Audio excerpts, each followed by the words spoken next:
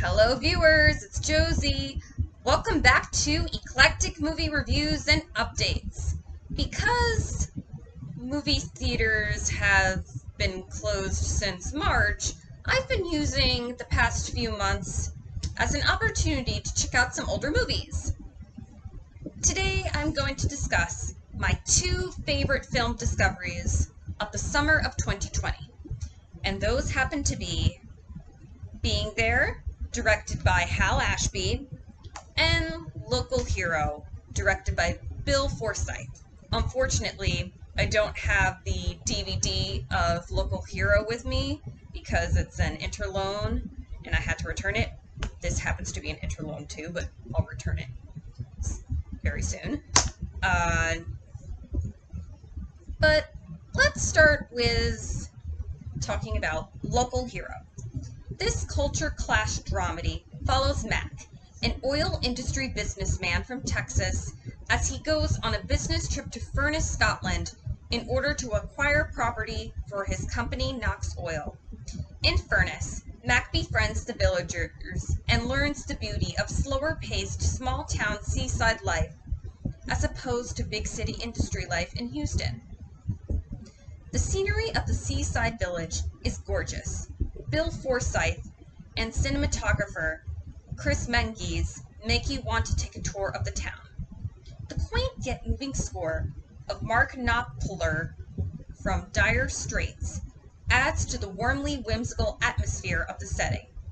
Additionally, the narrative has an inspiring environmental message without being overly preachy. It is no wonder that Local Hero happens to be Al Gore's favorite movie. It also has a nice love story between Mac's fellow businessman Danny and the marine biologist Marina. All in all, Local Hero is a film about discovering yourself through new people and new experiences. And moving on to Being There. Being There is about a simple-minded gardener named Chance, later to be called Chauncey Gardner, who, after the old man whom he gardens for dies, leaves his home for the first time in his life. He walks the streets of Washington, D.C., and meets an aging businessman named Benjamin Rand, played by Melvin Douglas, who won an Oscar for Best Supporting Actor for his role in this movie, and his wife Eve, played by Shirley MacLaine. Chance is childlike, uneducated, and takes things literally under absolutely no filters. Under today's diagnostics, it is possible he could be classified as being on the autism spectrum. Being on the autism spectrum myself, that's probably why I might have resonated with this movie a lot. But also, it was just really moving story. Despite never having learned how to read and write, Chance's simple sayings are deeply rooted in wisdom. And yes, the pun is intended because he's a gardener. Some of his memorable quotes include, "In the garden, growth has its seasons. First comes spring and summer, but then we have fall and winter, and then we get spring and summer again. As long as the roots are not served, all is well, and all will be well in the garden."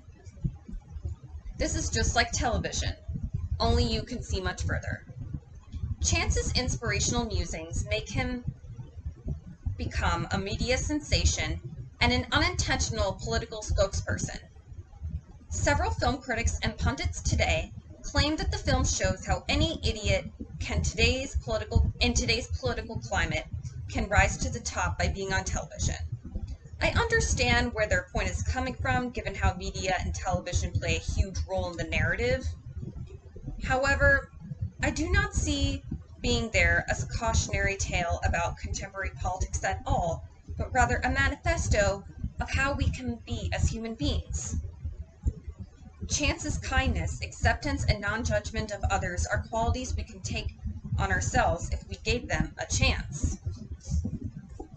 Overall, both Being There and Local Hero have taught me how small, kind deeds and appreciating life for its simplicity can make a difference in the world. To end with another pun, one can be a local hero by simply just being there.